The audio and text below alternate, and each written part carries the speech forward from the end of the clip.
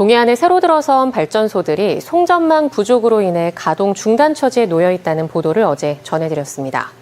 앞으로 송전망이 제대로 갖춰지려면 수년이 걸릴 것으로 예상되면서 지역 경제에 악영향을 걱정하는 목소리가 커지고 있습니다. 배현환 기자가 보도합니다. 강릉시 강동면에 있는 강릉 에코파워 화력 발전소입니다. 1040메가와트급 발전 설비 2기를 갖추고 지난해 5월부터 모든 발전 설비가 전기를 생산하기 시작했습니다. 그러나 불과 1년여 만에 발전소 가동이 중단되며 업체는 연간 2,500억 원 안팎의 손해를 입을 형편에 놓였습니다. 이곳에서 생산한 전기를 보낼 송전망이 부족하기 때문입니다. 설비 규모에 따라 일부 차이는 있지만 GS 동해전력을 비롯해 삼척 블루파워, 삼척 빗드림 본부도 가동을 중단했습니다. 이들 발전소들의 손실 규모는 수천억 원에 달할 것으로 추산됩니다. 정부가 송전선로를 제때 건설하지 않아 비용 부담을 고스란히 떠안고 있는 겁니다.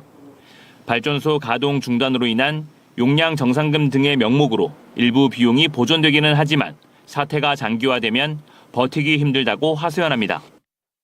내년 말쯤 되면은 이제 점점 버티기 어려운 발전사들이 나타나는 거죠. 큰 회사부터 이제 좀 넘어가는 거죠. 규모가 큰 회사일수록 더 어려운 거고, 그 다음에 이렇게 되면서 발전 업체들이 해당 지역에 내는 지역 자원 시설세도 영향을 받게 생겼습니다.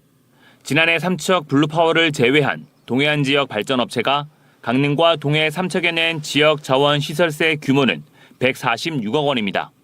올해는 세율이 2배나 올랐는데도 지난 5월까지 해당 지역에 낸 지역 자원 시설세는 57억 원에 불과합니다. 지난해와 단순히 비교해봐도 절반 이하로 줄어든 셈입니다. 화력발전소가 가동해야 지역 자원 시설세를 부과할 수 있는데 발전 설비 가동을 줄이거나 중단하면서 납부 규모도 역시 줄어들 수밖에 없는 겁니다. 세율이 2배 인상되어 이제 세수 확대가 기대되었는데요. 동해안 지역 화력발전소 가동 중단으로 인해 오히려 지역 자원 시설세 등이 감소되고 발전소 인근 주민들에게 혜택을 주는 지원금도 줄어들 전망입니다. 올해 발전 규모에 따라 내후년 발전소 주변 지원금이 결정되는데 지원 규모가 크게 쪼그라들 수밖에 없습니다. 화력발전소 가동 중단이 장기화될 경우 고용 위축과 하청업체 경영 위기 등 지역 경제에 부정적인 영향을 미치지 않을까 우려의 목소리가 나오고 있습니다. 발전소가 안 들어가면 거기에 종사자들이 다 떠날 것이고 따라서 지역 경제도 지금 아마 벌써 이렇게 가시적으로 보이거든요. 그런 현상들이 주민들이 걱정을 많이 합니다. 송전망 부족으로 빚어진 화력발전소 가동 중단 사태로 지역 경제에도 불똥이 튀고 있습니다.